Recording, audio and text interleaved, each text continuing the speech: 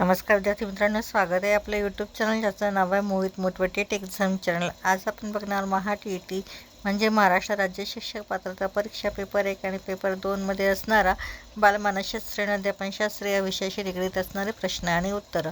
चला आता मग सुरुवात करूया व्हिडिओला।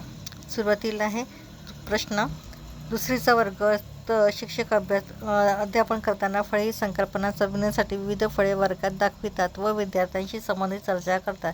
शिक्षकांच्या या स्वरूपाच्या फळध्यानामुळे रिकामी जागा विद्यार्थी टिंब पर्याय अध्ययन करण्याचा कंटाळा करतो, ज्ञान निर्माण करण्याचा प्रयत्न करतो, फळे खाण्याचा विचार करतो, विविध फळांची माहिती मिळवितो।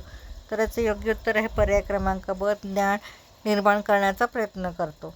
त्यानंतर प्रश्न क्रमांक नेक्स्ट, 1.5 वर्षाचे लहान बाळ त्याच्या आईच्या कडेवर असते तेव्हा घरात नवीन आलेली व्यक्ती बाळाला घेण्याचा प्रयत्न करते, तेव्हा बाळ मोठ्याने रडते।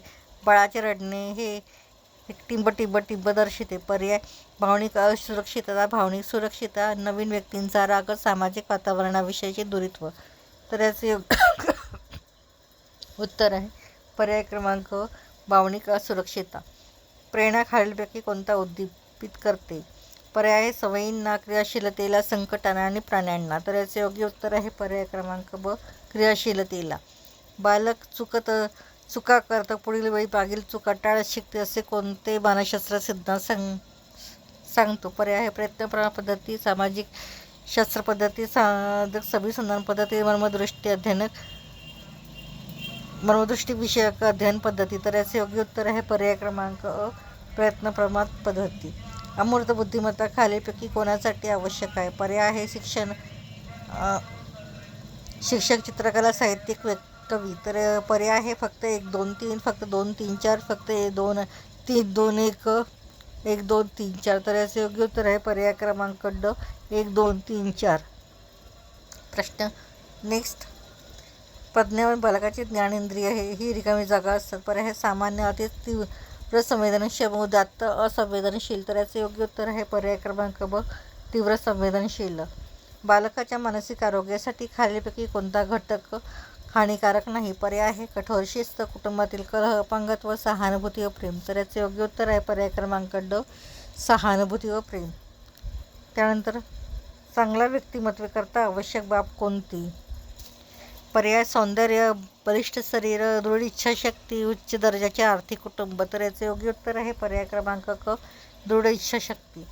त्यानंतर बालकाच्या विकासाचे टप्पे सांगतानाच मनोलैंगिक अवस्था खालीलपैकी कोणी सांगितली? पर्याय जीन पियाजे, वायस्की, सिग्मंड फ्राईड, पेस्टॉलॉजी। तर याचे योग्य उत्तर आहे पर्याय क्रमांक क, सिग्मंड फ्राईड। प्रतिभाशाली बालकाची लक्षणे खालीलपैकी कोणत्या अवस्थेत दृष्टिक्षेपात येतात? पर्याय शैशवावस्था, बाल्यावस्था, कुमारावस्था, प्रौढावस्था। तर याचे योग्य उत्तर आहे पर्याय क्रमांक क, कुमारावस्था। खालीलपैकी बालकाच्या मानसिक क्षमतांचा गट ओळखा। गट आहे पर्यायामध्ये कृतिशील कौशल्य, हालचाल, तर्क, अनुमान, तुलना, चिंतन, प्रेम, राग, द्वेष, वरील सर्व। तर याचे योग्य उत्तर आहे पर्याय क्रमांक ब, तर्क, अनुमान, तुलना आणि चिंतन। बालकाचे शारीरिक वय व मानसिक वय समान असते तेव्हा बालकाच्या बुद्धी गुणांक किती असतो? पर्याय 120, 80, 90, 100। तर याचे योग्य उत्तर आहे पर्याय क्रमांक ड, 100। खालीलपैकी कुमारावस्थेचे कोणते वैशिष्ट्य नाही? पर्याय तीव्र तार्किकता, भावनिक आधिक्य, वस्तुसंग्रह वृत्ती, कौशल्य वृद्धी। तर याचे योग्य उत्तर आहे पर्याय क्रमांक क, वस्तुसंग्रह वृत्ती।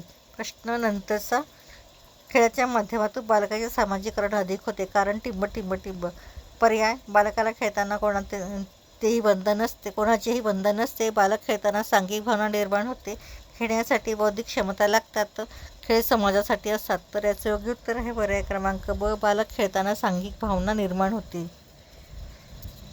नंतरचा प्रश्न, अध्ययन प्रक्रियेत दिले जाणारे बक्षीस व दंड याचा बालकाच्या व्यक्तिमत्वावर परिणाम कोणत्या स्वरूपात असतो? पर्याय सामाजिक, मानसशास्त्रीय, आर्थिक, भौतिक। तर याचे योग्य उत्तर आहे पर्याय क्रमांक ब, मानसशास्त्रीय। तर ही होती महा-टेटच्या संदर्भात बालमानसशास्त्र आणि अध्यापनशास्त्र विषयाशी निगडीत असणारे प्रश्न। व्हिडिओ आवडल्यास व्हिडिओला लाईक करा, कॉमेंट्स करा, जास्तीत जास्त व्हिडिओ शेअर करा आणि चॅनलवर जर नवीन असाल तर चॅनलला सबस्क्राईब करायला विसरू नका।